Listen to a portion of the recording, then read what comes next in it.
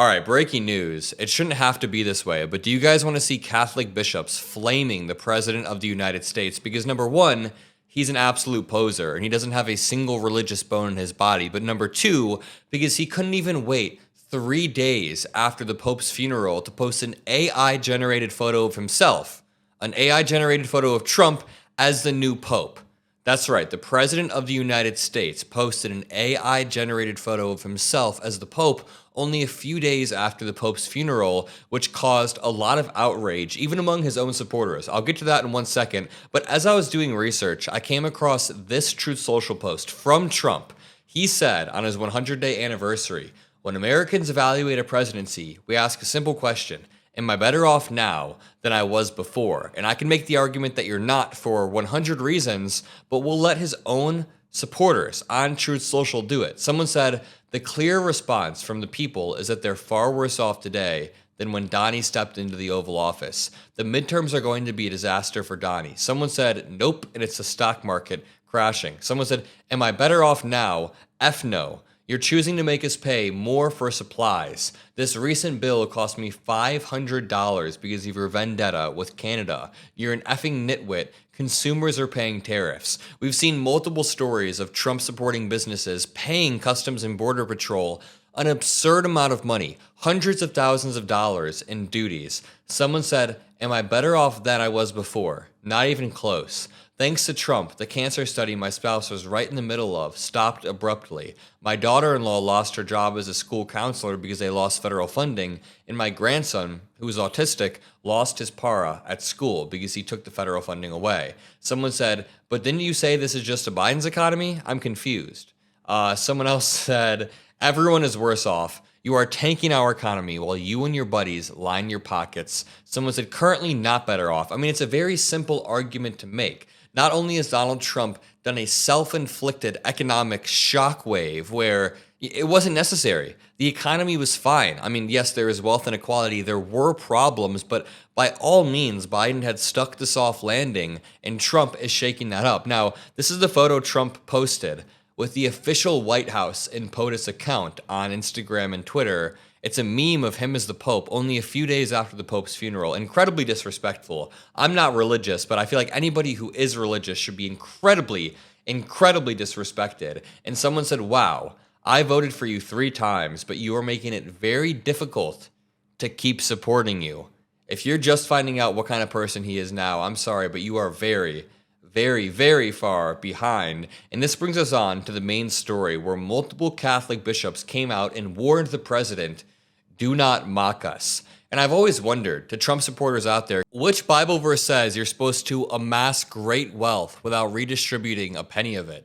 Which Bible verse says you're supposed to come up with nicknames for thy neighbor and shit on thy enemy all of the time? Oh, I love the Bible verse that says you can grab women by the you-know-what because they let you do it, and the Bible verse that says you should evict the poor and mock the weak whenever you possibly get a chance, because that's all that Trump's done. It's not very Christ-like of him whatsoever, but this reads, New York's Catholic bishops, led by Trump's favorite cardinal, sharply rebuked the president over an AI-generated photo he posted of himself as the Pope. Again, this is led by one of Trump's favorite cardinals. Quote, "There is nothing clever or funny about this image, Mr. President," says the New York Catholic Conference.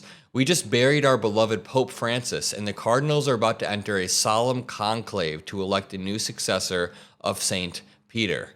Do not mock us." Trump, who is a non-Catholic, posted an AI-generated photo of himself in white robes on Truth Social and Instagram and Twitter on Friday. The White House's official X account later posted the photo. Asked earlier this week who should replace the late Pope Francis, who died last month, Trump joked that it should be him. And, you know, even Lindsey Graham made a long post about how the next pope should be Trump. Let me explain the political strategy that they're doing. It is simply Steve Bannon's flooding the zone. We currently live in an attention economy. Everybody is vying for the attention of the public. For example, look at Elon Musk. And this part is important, so make sure you stick around to the end. By the way, if you made it this far in the video, drop some blue hearts. Make sure you drop a like to help support.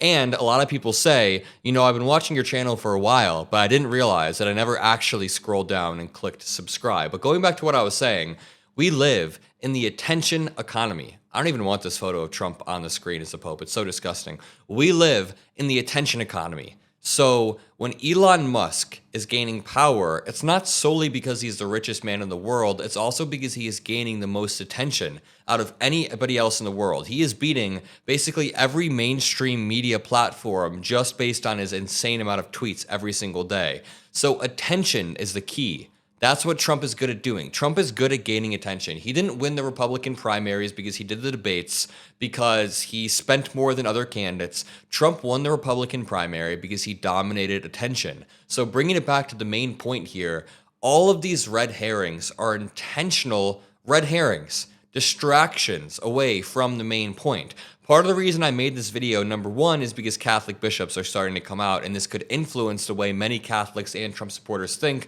But number two, because I want to explain this attention economy phenomenon. And a lot of people are going to find this controversial, but I truly think that when Steve Bannon goes on TV, as he has been over the past few months, and says he wants Trump to run in 2028, Steve Bannon is solely just manipulating the media and trying to distract away from the economy, from tariffs, from Signalgate, from Ukraine, from Putin taking advantage of Trump and eating his lunch, from the 100 things that Trump is doing wrong. Steve Bannon is trying to distract. Now, I understand that Trump is also floating the Trump 2028 stuff, as he has been for years, but again, I don't think Trump is actually gearing up to campaign. Yes, I was at his rally the other day, but he's not actually gearing up for another run.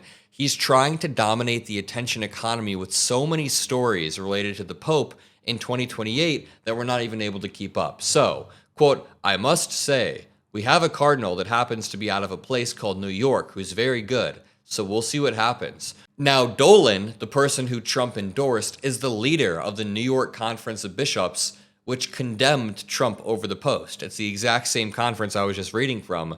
The 75-year-old cardinal has long been an ally of Trump, but I'm sure he wasn't happy. Dolan delivered a prayer at both Trump's presidential inauguration, yikes, and in 2020, Trump called Dolan, quote, a great friend of mine, but then they had to rebuke Trump. They had no choice. JD Vance even gave a response. So Bill Kristol said, hey, JD Vance, you fine with this disrespect and mocking of the Holy Father? And JD Vance said, as a general rule, I'm fine with people telling jokes and not fine with people starting stupid wars that kill thousands of my countrymen.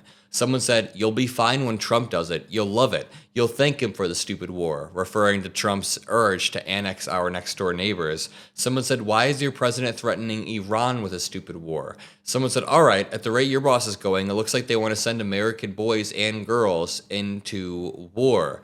And it's absolutely wild. We just buried our Pope, says Christopher Hale. Why do you let the President of the United States mock our shared faith in Jesus Christ? Will you stop cowering and stand up for once? I can almost guarantee that no, it will not stand up for once. I will leave it at that. Make sure you drop a like, subscribe. You can become a member below. I'll see you all in the next video, and peace out.